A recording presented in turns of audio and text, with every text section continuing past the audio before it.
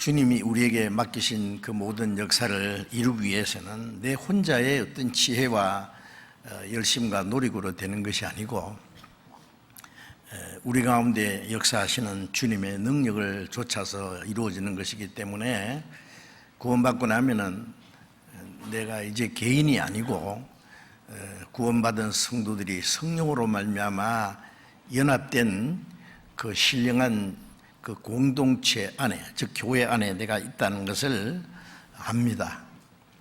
교회라 그러면은 사람들은 십자가가 달린 벽돌집 교회당 그 안에 모이는 사람들을 교회라고 그렇게 생각합니다마는 하나님이 보시는 교회와 사람들이 인위적으로 만든 교회는 완전히 다를 수밖에 없습니다.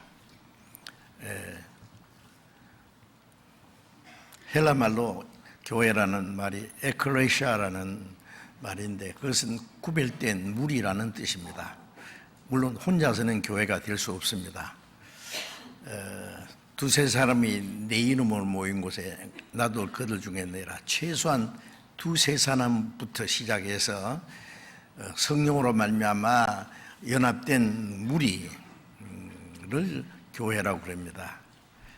그래서 구약시대는 이스라엘 민족이라고 하는 이 땅에서 택한 한 민족을 통해서 하나님의 능력과 하나님의 말씀, 그 하나님을 어떤 분이라는 것을 이스라엘 역사를 통해서 나타내 주셨고, 그것은 지금도 하나님 이스라엘 민족을 통해서 하나님이 살아계신다는 것과 이 성경이 하나님의 말씀인 것을 나타내 주시고 있습니다. 그리고 구약 성경에 하나님이 약속하신 대로 그리스도를 보내주셔서 이제 하나님의 독생자 그리스도께서 사람의 몸을 입고 이 땅에 오셔서 33년의 예수님의 생애, 예수님의 그 죽음과 부활과 성천 그 모든 일을 통해서 하나님이 죄인을 구원해서 하나님의 나라에 데려가시는 그 역사를 이루셨습니다. 그리고 예수님이 성천하신 이후에 열흘 후에 오순절에 성령이 강림하심으로 이제 성령을 받은 120명부터 시작해서 또 하나님의 새로운 역사가 시작되었습니다. 그걸 교회 역사라 그럽니다. 그래서 예수님이 성천하신 그 일부터 시작해서 성령이 강림하셔서 이제 구원받은 성도들 통해서 역사하시는 그 역사가 사도행전에 자세히 기록되어 있습니다. 그래 사도행전이라는 것은 예수님의 제자, 즉 사도를 통해서 역사하신 그 내용인데, 예루살렘에서 시작된 이 복음의 역사가 사도행전 28장에는 마지막 바울 사도가 로마에 가서 2년간 전도하다가 순교를 당해서 죽으실 때까지의 그 역사가 기록되어 있는데, 그 사도행전은 그것으로 끝난 것이 아니라 바울 사도의 로마서의 그 2년간 그 집행유예로 있으면서 복음을 전했던 그 일은 2000년 교회의 역사의 축소판이라고 할 수 있습니다. 그래서 사도행전이라고 보다도 성령행전입니다. 성령이 너에게 마시면 예루살렘부터 땅 끝까지 내 증인이 되리라. 예루살렘에서 시작된 복음의 역사가 이제 땅 끝까지, 우리는 동쪽 끝에 사는 민족이잖아요. 저 서쪽으로 먼저 복음이 전해져서 한 바퀴 돌아서 동쪽에 왔습니다. 저 북쪽, 제가 모스크바에 가 전도하면서 여기가 바로 성경에 말하는 극한 북방이구나. 또 아프리카 가서 전도하면서 이거는 남쪽이구나. 이 복음이 온 세상에 전파되리니 그제야 끝이 오리라고 말씀하신 대로 땅 끝까지 온 세상에 전파되었습니다. 그래서 예루살렘에서 시작된 이 초대교회의 역사가 사도들은 세상을 떠났지만 사도들을 통해서 역사하셨던 그 성령께서는 지금도 우리 가운데 역사하십니다. 그래서 이 사도행전을 성령행전이라는 것이 더 옳은 이름이라고 생각합니다. 성전이 역사하신, 구약시대의 이스라엘은 성부 하나님의 역사하신 시대, 33년은 성자 예수님이 하신 시대, 이제 예수님이 가신 이후에는 그 성령이 오셔서 역사하시는 그 성령의 역사, 성령의 역사로 구원받은 사람이 생기고, 구원받은 사람들로 성령으로 하나 된 우리가 교회가 되고, 성령께서 이제 구원받은 성도를 통해서 역사하시는 그 역사입니다. 다른 말로는 교회의 행전이라고 할 수 있습니다. 하나님이 사람을 통해서 역사하시기 때문에 구약시대는 이스라엘 민족을 통해서 역사하신 사건이 주로 기록되어 있고, 33년은 사람으로 오신 예수님을 통해서 하나님의 사랑과 인격과 말씀과 하나님의 구원의 역사가 이루어졌습니다. 그리고 예수님이 가신 후에는 성령이 오셔서 이제 구원받은 사람을 통해서 역사하시는, 전부 사람을 통해서 역사하는 겁니다. 그래서 사도행전 역사는 교회 역사, 교회를 통해서 하나님의 복음이 전해지고 하나님의 구원의 역사가 나타나고 하나님의 영광이 나타나는 그 시대라고 생각합니다. 우리는 하나님이 작정하신 은혜 시대, 교회 시대의 마지막 때에 살고 있는 것이 확실합니다. 이 마지막 때에 우리가 그 하나님의 은혜를 깨닫고 구원받게 됐다는 것은 정말 놀라운 일입니다. 기적 중에 최고의 기적입니다. 구약시대 이스라엘 민족을 통해서 하나님은 많은 기적을 나타내 주셨죠.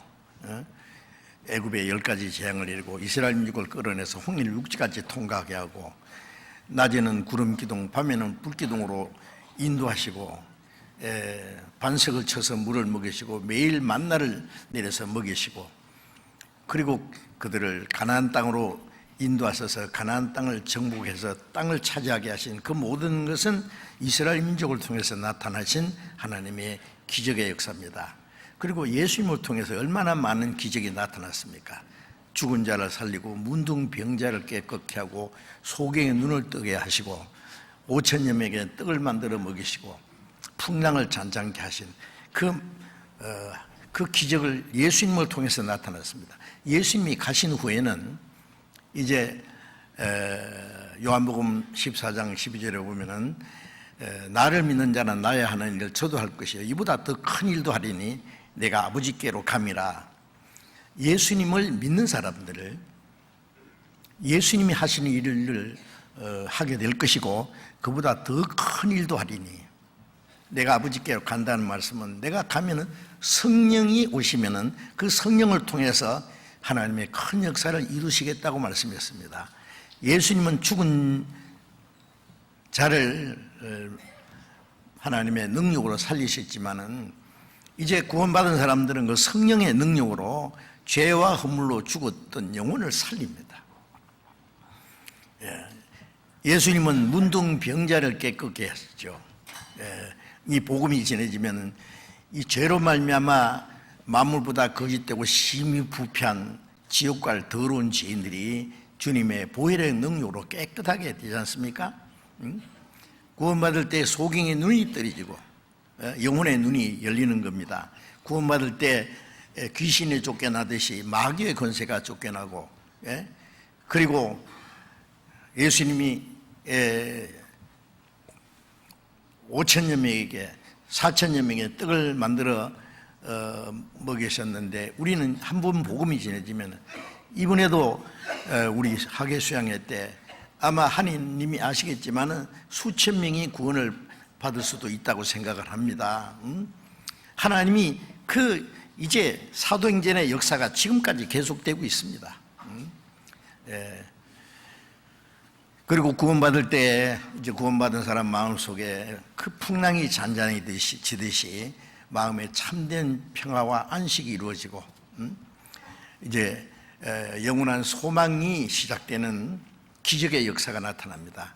이제 구원받은 사람을 통해서 나타나는 기적은 구약시대 이스라엘 민족을 통해서 나타나는 그 기적보다도, 예수님을 통해서 나타나는 기적보다도 훨씬 더 큰 기적이 이제 이루어지고 있다는 사실을 알아야 됩니다. 사람들은 눈에 보이는 그 기적을 보고 깜짝 놀래고 그걸 기적이라고 합니다. 그러나 우리가 한 가지 알아야 될 것은, 이 하나님이 창조하신 대우주 안에 사람이 살 수 있는 곳은 지구밖에 없고, 그 안에서 내가 숨쉬고 지금 살아있다는 것이 기적이라는 것도 생각해야 됩니다. 그거는 모든 피조물에게, 지구상에 사는 동물이나 식물이나 사람에게 생명을 주시고, 그리고 모든 것을 공급하시는 것이지만은, 구원받은 사람들은 이제 하나님의 사랑을 깨닫고 하나님의 생명을 받아서 영원히 멸망받을 죄인이 영생을 얻고, 지옥 갈 죄인이 천국 가게 됐고, 비참한 죄인이 하나님의 자녀가 됐다고 하는, 그거는 기적 중에 최고의 기적입니다. 그렇지 않습니까? 그건 보이지 않는 기적이기 때문에 사람들은 별로 알지 못합니다. 그러나 하나님 보실 때 한 사람 한 사람이 구원받는 것은 죽었던 사람이 살아나는 것보다도 훨씬 더 큰 기적입니다. 죽었던 사람 살려봐야 또 몇 년 후에 또 죽지 않습니까? 그러나 허물과 죄로 죽었던 영혼이 살아날 때는 다시는 죽지 않는 생명으로, 영원한 생명으로 살아났기 때문에 다시는 멸망하지 않고 영생 얻는, 그보다 더 놀라운 기적은 없을 겁니다. 그래서 하나님은 우리를 통해서 큰 기적을 나타내시고, 그 기적을 우리가 경험하게 됐다는 것은 놀라운 일이 아닙니까? 구원받은 사람들은 하나님께서 우리를 위해서 큰 기적을 이루셨다고 하는 것을 압니다.